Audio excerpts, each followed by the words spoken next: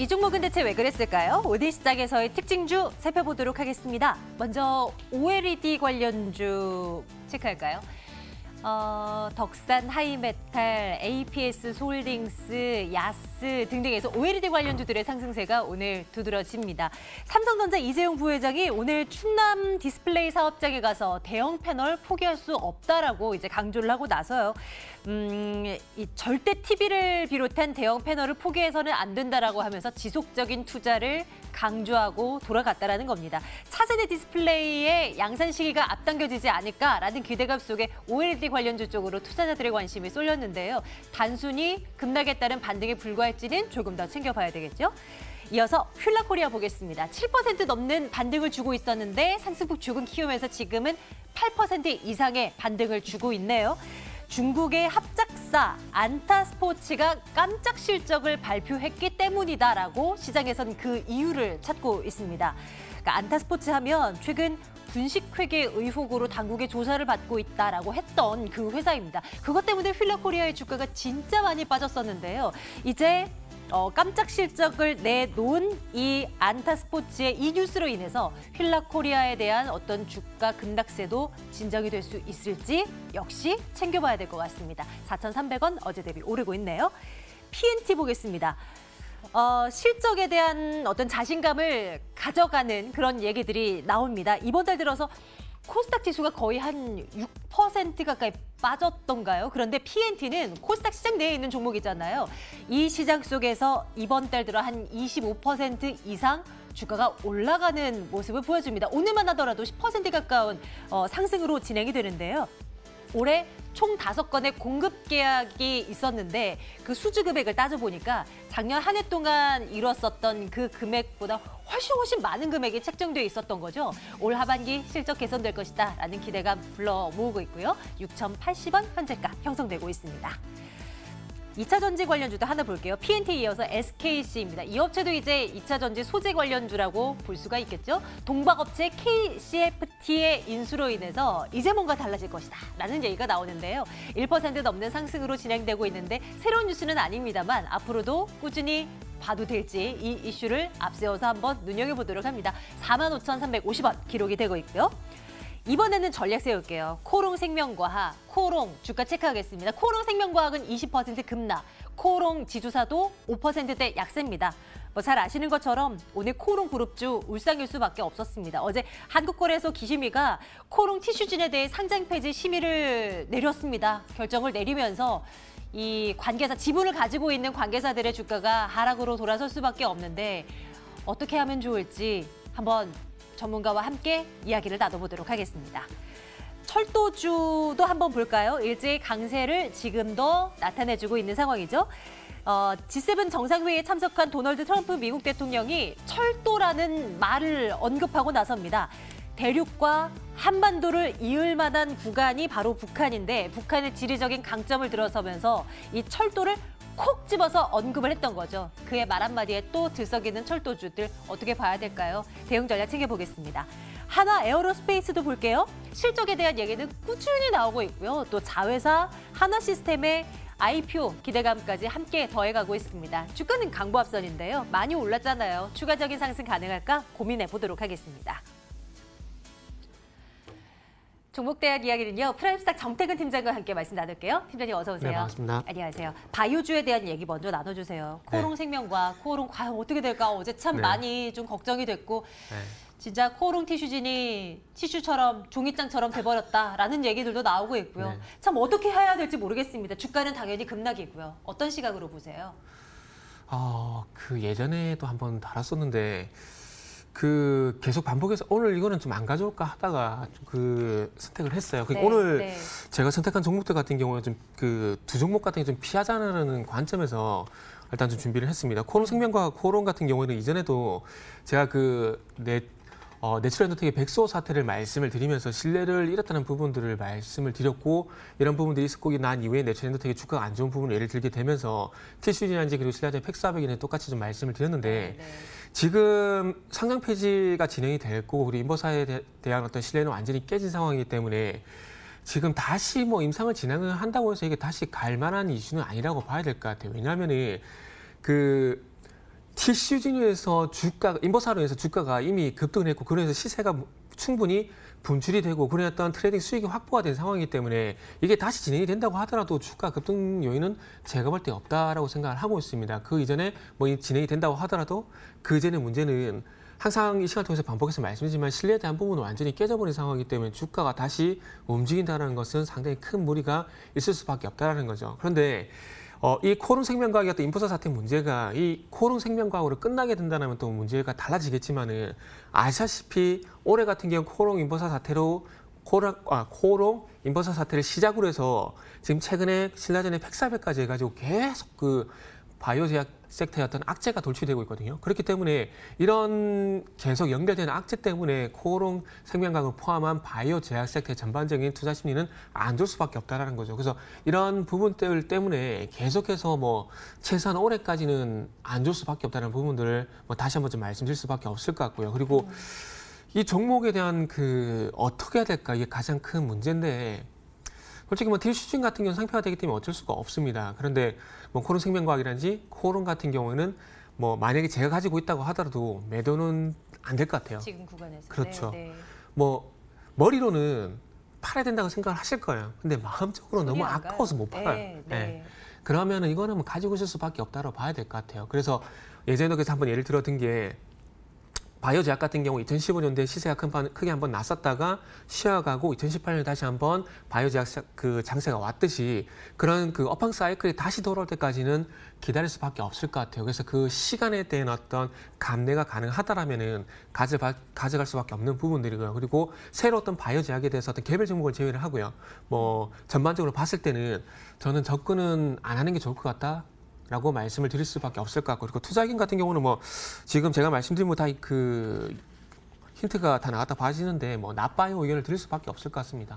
그 다른 바이오주들도 네. 똑같은 생각이신 것 네네. 같긴 한데요. 한 번 더요. 뭐 왜 상대적으로 뭐 코오롱 티슈진 그 또 뭐 있어요? 신라젠. 그러니까 잡음이 조금 덜 일고 있는 쪽도 분명 있잖아요. 뭐 셀트리온이라든지 헬릭스미스라든지 상대적으로 이런 쪽에 대한 관심도 당분간은 아니 뭐 지금도 그래 왔지만 앞으로도 더 좀 보수적인 판단을 유지하시는 건가요? 네. 왜냐하면 그 코오롱 생명과 같이 이렇게 사건 사고가 있었던 종목을 제외를 하더라도 네. 셀트리온 같은 경우 이미 2018년 초반 시세가 많이 단 상황이에요. 그러니까 이걸 뭐 간단하게 말씀드리면은 이미 시세가 많이 나서 수익이 많이 난 상황인데 다시 이 종목을 이 섹터를 건드리겠냐는 거죠. 그게 아니라는 거죠. 그래서 제가 업황 사이클을 말씀을 드린 겁니다. 그래서 제가 2015년도에 바이오 제약 섹터가 강하게 움직였었다가 2년 쉬었다가 2018년 다시 움직였듯이 지금은 그 업황 사이클을 다시 기다리는 것이 맞는 거지 이런 사건 사고가 없는 쪽으로 가는 것은 조금 무리가 있다라는 거죠. 단지 조금 기대를 해볼 만한 부분들이 지금 바이오시밀라든지 그 줄기세포라든지 이런 그 신약 개발 업체들에서 한 발짝 물러나서 들 일반 제네럴 업체들 뭐 대안이 된다면 그쪽 정도 뭐 주가가 선방한다고 볼 수 있겠지만은 네. 그렇다고 해서 우리가 트레이딩 수익 관점에서 보게 된다면은 아마 그쪽도 제가 봤을 땐 쉽지가 않을 거라는 거죠. 그렇기 때문에 조금은 뭐 바이오 제약을 전반적으로 크게 봤을 때 접근하기 좀 무리가 있다라고 말씀드릴 것 사실 같아요. 오래전부터 팀장님께서는 보수적인 관점을 제약 네네. 바이오주 쪽에서는 주장을 하고 오셨었고 지금도 바뀐 것은 없습니다. 네네. 투자 의견 나빠요 찍겠습니다. 그 저희가 세 종목씩을 보고 있는데 하나 더 나빠요 의견을 가지고 오셨다는 거 앞서서 네. 잠깐 힌트를 주셨어요. 철도주가 그런 거죠? 네, 그렇죠. 저희 철도주 볼까 하는데요. 트럼프 대통령의 말 한마디에 또 여기 네. 들썩이 있는 종목군들 아니겠습니까? 네네. 일각에서는 또 괜찮다 이슈가 요거밖에 없으니까 네. 라고 말씀하시는 분들도 계셔요. 네. 팀장님의 생각은 아니다 쪽인데 그렇죠. 어떤 근거에서요? 그래서 제가 오늘은 나빠요 두 개를 가져갔다고 말씀드렸는데 이게 실행이 될까요? 라고 봤을 때는 아니라는 거죠. 그게 가장 큰 이유고요. 그리고 두 번째 이유는 제가 남북 기업주를 얘기할 때 2018년 4월 달을 누누이 지겹도록 귀에 딱지가 않도록 얘기를 하고 있습니다. 그 무슨 얘기냐면은 예전에 남북 기업주 하게 되면은 개성공단 그리고 금강산 요 두 섹터만 얘기를 했었어요. 그런데 작년 같은 경우는 여기에 플러스 알파를 해가지고 철도도 얘기하고 가스관도 얘기하고 인프라도 얘기하고 농업도 얘기하고 뭐 완전 무슨 이거 종합소비센터처럼 계속 다 보게 됐었거든요. 네, 맞아요. 그러면서 시세가 그때 강하게 났었다라는 거죠. 그렇기 때문에 그 이상의 시세가 나기 위해서는 진짜 이게 실행이 돼야 돼요. 근데 실행이 될 가능성이 낮다라는 거죠. 그렇기 때문에 안 좋게 볼 수밖에 없고 이런 얘기가 나온다고 하더라도 반짝반등으로 끝이 나지 이게 추세적으로 간다라고 생각을 하고 접근을 하게 된다면 상당히 무리가 있을 수밖에 없다라는 거죠. 그리고 이거는 뭐 정치적인 얘기고 지정학적인 어떤 얘기긴 한데 중국 입장에서는 적어도 한반도가 지금의 상태 유지하기를 바라지 이런 부분이 연결되기는 바라지 않는다라는 겁니다. 무슨 얘기냐면은 지금 홍콩 같은 경우도 어떻게 보면은 사회주의와 어떤 민주주의 이 사이에서는 충돌이라고 좀 봐야 되는데 이 자유진영이라고 하시는 자유민주주의 진영이라 하시는 미국이 그 중국 압록강에 두만강에 있는 그 철책까지 오기를 중국은 원하지 않습니다. 그러니까 중국 같은 경우는 한반도가 절중 지역이라고 볼 수 있겠죠. 그래서 그런 관점에서 정치적인 어떤 요인도 고려를 하더라도 이 철도가 될 가능성은 낮다라는 겁니다. 그리고 이 철도를 또 만약에 하게 된다라면은 아시겠지만 북한 철도가 상당히 낙후돼 있어요. 그럼 처음부터 다시 깔고 인프라 작업을 해야 되는데 그게 상당히 쉽지 않다는 거죠. 그래서 혹시 만약에 진짜 하게 된다라면은 뭐 기존의 뭐 현대로템이라든지 이런 기업들보다는 네. 뭐 시스템이라든지 인프라 관련된 뭐 대아티아라든지 푸른기술, 부산산업 뭐 이런 것들이 앞으로도 계속해서 반짝 반등이 나올 가능성이 높다. 뭐 그렇게 말씀드려야 될 것 같아요. 나빠요. 네네. 투자 의견 주시는 거고요. 제약바이오랑 같은 맥락입니다. 제약바이오도 꿈을 먹고 주가가 올라갔었고 철도주도 기대감 속에서 올라갔었는데 그 이후에 꿈은 현실이 되어야 되고 임상 결과 나와야 되고 수치가 나와야 되는데 아직이고요. 철도주도 뭔가 한다라고 확실하게 뭔가가 나와야 되는데 그 이상의 무언가가 나오질 않다 보니 다소 불안한 그런 전망을 내놓을 수밖에 없다는 점 알고 있습니다. 다음 종목에서 아마 탑픽이 될 것 같은데요. 네. 하나 에어로스페이스를 탑픽 종목으로 가지고 오신 거예요. 좋은 얘기 참 많이 나왔고 그만큼 주가가 많이 올라 있습니다. 그렇죠. 어떻게 봐야 될까요? 더 그래서 간단해. 저기 좀 대기를 하면서 이렇게 좀 안 좋게 뷰이잖아요. 하시더라고 앞에서.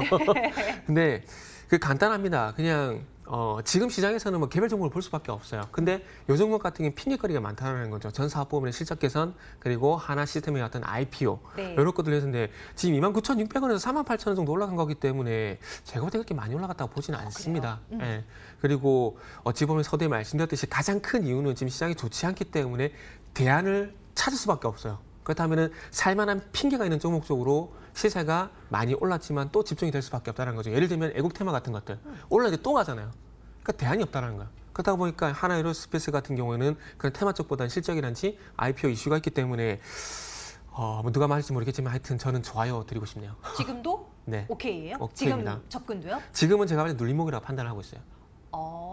한 단계 더 레벨업 할 수 있는 기회를 줄 것이다. 네. 한화 에어로스페이스를 오늘 시장에 탑픽으로 올려두도록 하겠습니다. 자, 오늘도 종목에 대한 이야기 이분과 함께 살펴봤네요. 프라임스탁 정태근 팀장과 함께했습니다. 팀장님 고맙습니다. 네, 감사합니다.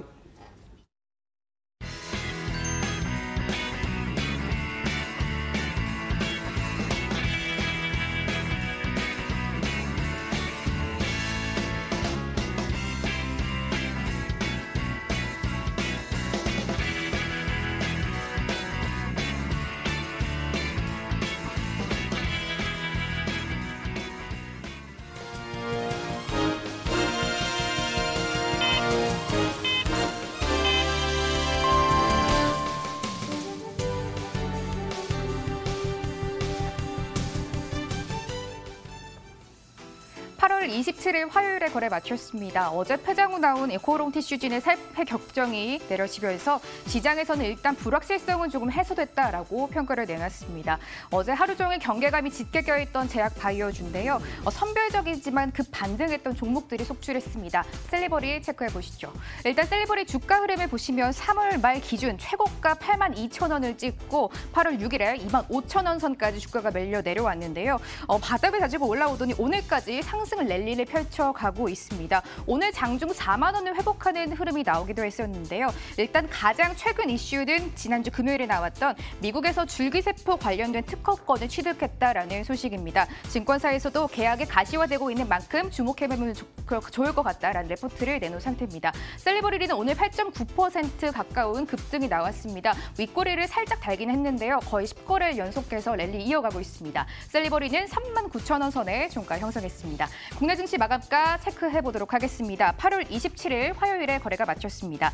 일단 다시 한번 미국과 중국이 협상 테이블에 앉을 것이다라고 밝히면서 판도가 바뀌었습니다. 어제 급락분에 대해서 장 초반 특히 코스닥을 위주로 오늘 반등이 나왔었는데요. 오랜만에 외국인의 수급도 양시장에 모두 들어왔습니다. 하지만 후장 들어서 외국인의 수급이 거래소에서 이탈되면서 지수 역시 살짝은 빠졌던 하루였습니다. 코스피는 0.4%의 탄력을 보이면서 거래 마무리 지었습니다. 장중 1% 가까이 상승하면서 1930선 일선 회복이 나왔었는데요. 1924.48포인트에서 오늘 거래 마무리 지었습니다. 코스닥은 0.9%의 탄력입니다. 역시 장중에 2% 넘게 상승하기도 했는데 윗꼬리를 길게 달면서 거래 마무리 지었습니다. 코스닥은 0.93% 오름세 보이면서 588선에 오늘 장 종가를 형성했습니다. 특징주 하나 더 체크해 보시죠. 포스코 ICT가 오늘 2시경에 뉴스가 하나 나왔는데요. 오늘 포스코 ICT 전기차 충전 사업부를 다음 달 분사하고 분리 후 매각을 추진할 것이다라는 뉴스를 내놨습니다. 사측은 아직 매각 절차나 단계가 정확한 사안은 나오지 않은 상태다라고 밝혔습니다. 추후에 뉴스 플로우는 저희가 계속해서 브리핑해 드리겠습니다. 오늘 장중 변동폭이 굉장히 큰 모습입니다. 5,470원까지 급등세가 나오기도 했었는데요. 상승분은 일부 반납하면서 4.2% 상승하면서 포스코 ICT는 4,865원에 거래 마무리 지었습니다. 수급 점검해 보겠습니다. 오늘 일단 장 초반에 양시장 외국인의 수급이 들어왔었는데 1시 30분 기점으로 거래소에서는 외국인들이 모두 팔고 매도세로 바꿨습니다. 일단 스탠스를 바꿨는데 외국인의 매도 규모가 2천억 원 가까이 커졌다는 점이 오늘 굉장히 아쉬웠습니다. 기관이 오늘 연기금을 중심으로 이끌어줬습니다. 기관은 1,981억 원 사들이는 모습이었고요. 개인 역시 외국인에 이어서 307억 원 매도하는 모습 확인이 됐습니다. 코스닥 시장으로 한번 매매 동향 점검해 보도록 하겠습니다. 일단 외국인은 코스닥 시장에서 제한된 수급이 들어왔습니다. 외국인 71억 원 사들이는 모습에서 그쳤고요. 개인은 264억 원 동반 매수 우위를 기관 홀로 224억 원 팔아내는 모습 점검이 됐습니다. 마감 시장 상황 정리해드렸습니다.